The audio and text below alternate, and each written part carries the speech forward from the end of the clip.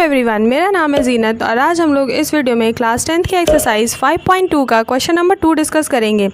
Question says choose the correct choice in the following and justify.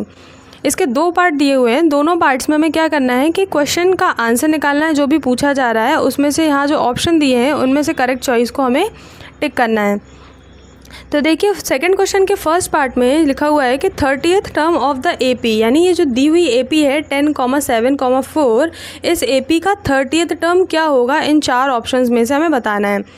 तो 30th term निकालना है, यानी हमें क्या निकालना है, A30 के लिए अब हम क्या लगाएंगे, यहाँ पे nth टर्म का फॉर्मूला लगाएंगे। तो a nth होता क्या है, a plus n-1 into D.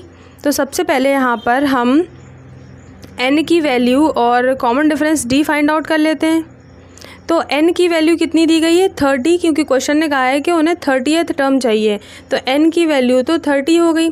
अब कॉमन डिफरेंस निकालने के लिए हम a2 में से a1 सब्ट्रैक्ट कर देंगे। तो a2 तो है हमारा 7 और a1 है 10, तो 7 में से 10 जाएगा तो यहाँ पे बचेगा -3। अब देखिए हमें सब कुछ पता है, a भी पता है, a फर्स्ट टर्म को बोलते हैं, तो a तो हो गया 10। अब हम ये वाली सारी वैल्यूज़ इस फॉर्मूले में पुट कर देंगे तो 30th टर्म का आंसर आ जाएगा।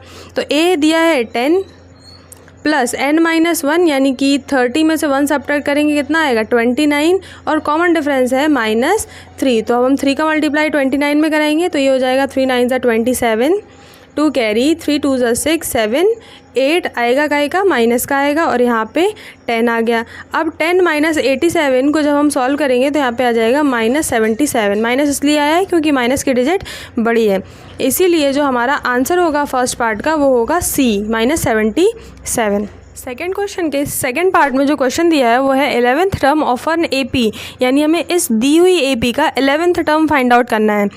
तो 11th टर्म के लिए हम यहाँ पे फॉर्मूला लगाएंगे A11 is equal to A plus n-1 into D. तो नंबर ऑफ़ टर्म जो हमें निकालना है वो क्या है, 11th है। तो यहाँ पे A की वैल्यू कितनी है, -3 है। A की वैल्यू कितनी है, -3 है। कॉमन डिफरेंस D अगर हमें निकालना है तो हमें A2 माइनस A1 करना पड़ेगा।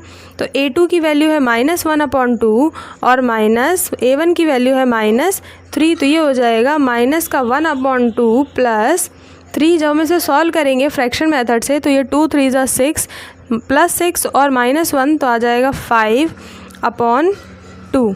तो हमारे पास जो कॉमन डिफरेंस है वो है 5/2, और n क्या है, नंबर ऑफ़ टर्म्स हमें दिए हैं 11, यानी हमें 11th टर्म फाइंड आउट करना है। तो ये हो गया प्लस 11 में से 1 जाएगा तो आएगा 10, और कॉमन डिफरेंस हमें दिया है 5/2। 2 का डिवाइड हम 10 में देंगे तो 2 5 10 आ जाएगा, और 5 5 25 हो जाएगा। तो ये हो गया -3 प्लस 25, या 25 प्लस -3। तो जब हम इसे सॉल्व करेंगे तो यहाँ पे प्लस का आ जाएगा हमारे पास 22, यानी A11 का आंसर होगा 22, यानी इसका B ऑप्शन सही है।